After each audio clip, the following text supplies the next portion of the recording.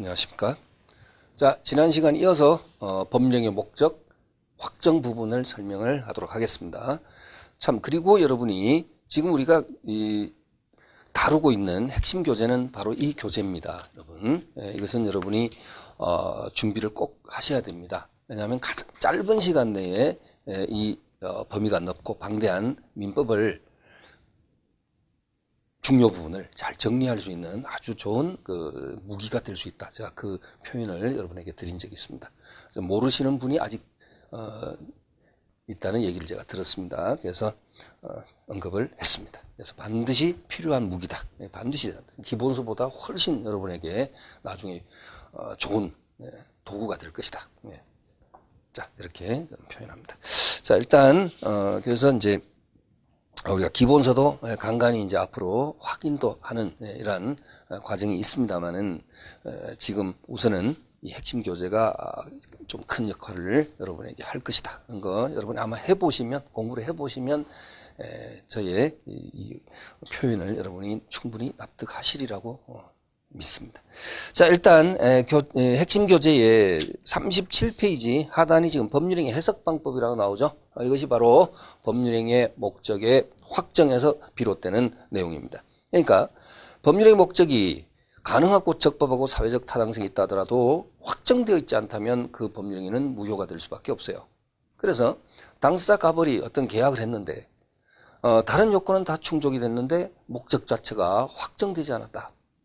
이런 경우에는 계약의 문구가 애매하게 기재가 됐다든지, 예를 들면 갑이 생각하는 것과 을이 생각하는 것이 서로 견해차가 발생이 됐다든지, 이런 경우는 두 사람의 의사표시를 확정시켜야 될 필요가 있지 않느냐.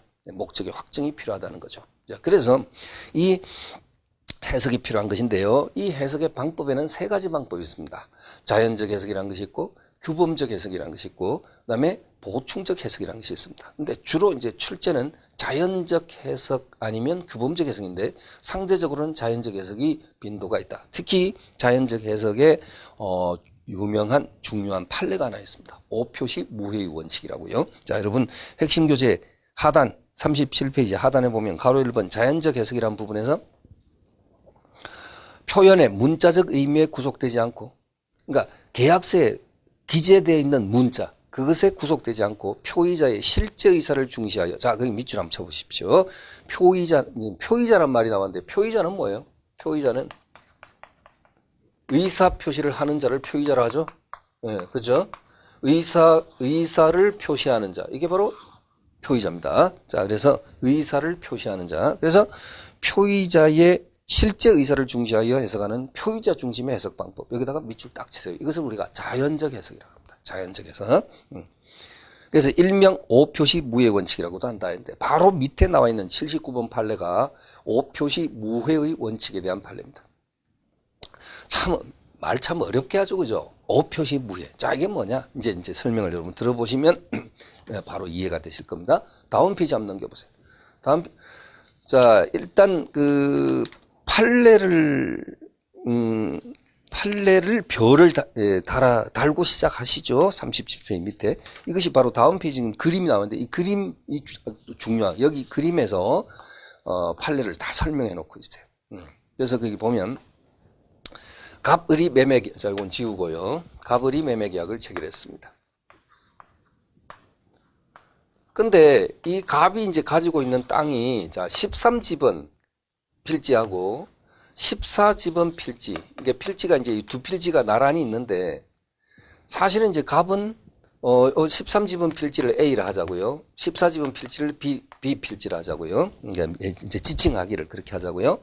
그러니까 둘이서 13집은 토지에 대한 매매 계약을 하고자 하는 양자 사이에 의사 합치가 있었어요.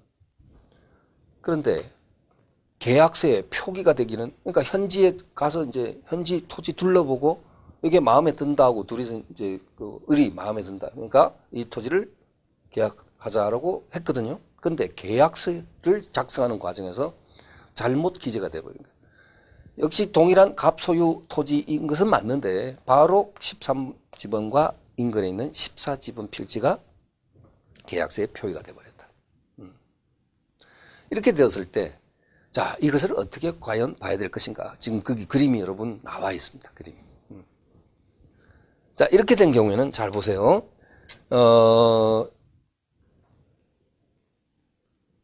일단 우리가 계약이 완전히 유효가 되고 등기가 효력이 생기려면요. 채권행위. 자, 이건 여러분 이제 큰 부담 없이 좀 들어주시면 되겠습니다만, 채권행위와 물권행위. 그러니까 두 사람의 원인이요 약속을 우리가 채권행위라고 그러거든요. 그 물권행위 뭐냐면 원인에 대한 결과, 약속에 대한 이행이라고 하거든요. 그러니까 어쨌든 원인, 결과 이렇게 생각하세요. 채권행위는 원인, 물권행위는 결과 이렇게 생각하세요.